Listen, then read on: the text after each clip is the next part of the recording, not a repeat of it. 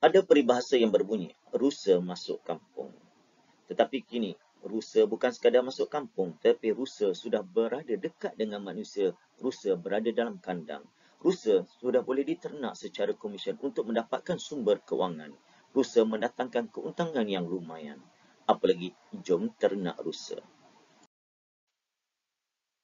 Untuk mengetahui lebih lanjut, mari kita belajar bahasa Melayu tahun 6, tajuknya Rezeki Daripada Rusa. Objektif yang ingin dicapai pada hari ini, cikgu mengharapkan anak murid dapat mencatat maklumat tentang perusahaan ternakan rusa dan berikan pendapat berdasarkan persoalan yang diberikan, berdasarkan kemahirannya iaitu kemahiran menulis. Mari kita baca buku teks Bahasa Melayu tahun 6, tajuknya Rezeki Daripada Rusa. Semasa membantu pakciknya di ladang rusa, Izzah sangat seronok.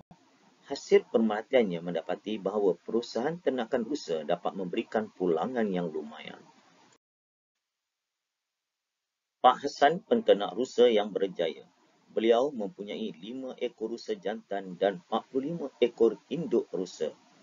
Rusa-rusa ini diternak di ladang yang luas di belakang rumahnya. Dan pada masa yang sama, Pak Hasan juga merupakan seorang penjual rusa.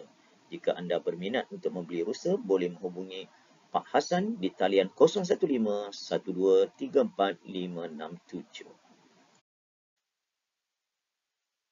Pak Hasan menyembelih rusa dan menjual daging rusa di pasar. Selain itu, beliau juga menjual induk rusa kepada individu yang ingin menjadi penternak rusa.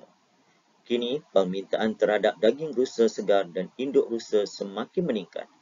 Oleh itu, Pak Hasan memerlukan perancangan yang rapi untuk memajukan perusahaannya. Rusa yang biasa dijual oleh Pak Hasan ini, harganya, rusa jantan berharga RM3,500 seekor. Rusa betina pula RM4,000 seekor. Harga jualan daging segar, daging tanpa tulang, RM80 sekilogram. Daging dengan tulang pula RM70 sekilogram. Kami juga menjual bahagian-bahagian lain seperti tanduk, kulit dan kepala.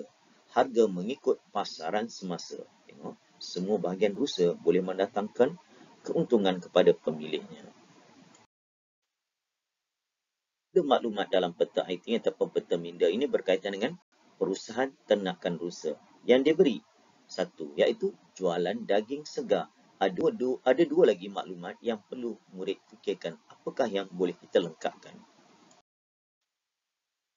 Untuk latihan pada hari ini, anak murid dikenaki yang pertama, lengkapkan maklumat dalam peta minda.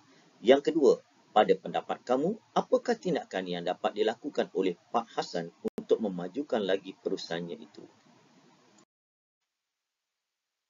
Cikgu harap anak murid telah pun bersedia untuk perbincangan jawapan.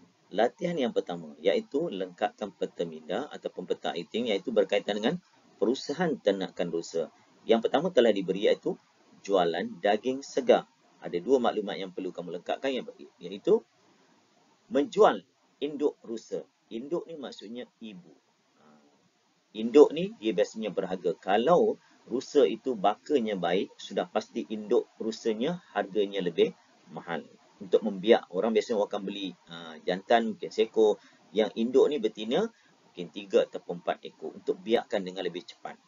Yang ketiga, jualan tanduk dan juga kepala rusa.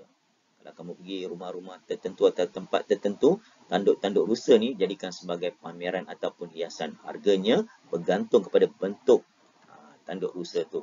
Mencecah ribuan ringgit. Malahan ada yang sampai puluhan ribu ringgit. Untuk soalan yang kedua, apa pendapat kamu supaya Pak Hasan ini dapat memajukan lagi perusahaan rusanya? Ini contoh jawapan. Pada pendapat saya, terdapat beberapa cara yang boleh dilakukan oleh Pak Hasan untuk memajukan perniagaannya. Antaranya, termasuklah menghasilkan pelbagai produk berasaskan daging rusa seperti burger, sosis, bobola rusa dan daging rusa perap. Selain itu, ada lagi jawapan lain. Selain itu, Pak Hasan juga boleh mengiklan jualannya menggunakan media sosial dan menyertai expo-expo yang dijalankan oleh pihak kerajaan. Ini antara yang boleh dilakukan Pak Hassan untuk memajukan perniagaannya, terutamanya menggunakan media sosial, Facebook, Instagram dan sebagainya. Internet tu untuk memasarkan ataupun mengiklankan produk jualan rusanya itu. Sebagai rumusan dan penutup berdasarkan tajuk yang kita pelajari pada hari ini, iaitu berkaitan dengan rezeki daripada rusa.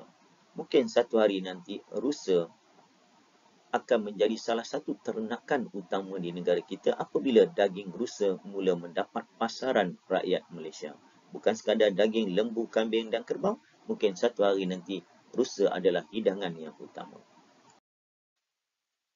Itu saja perkongsian cikgu pada hari ini berkaitan dengan tajuk yang kita pelajari. Kita jumpa lagi dalam tajuk yang seterusnya. Bye-bye semua.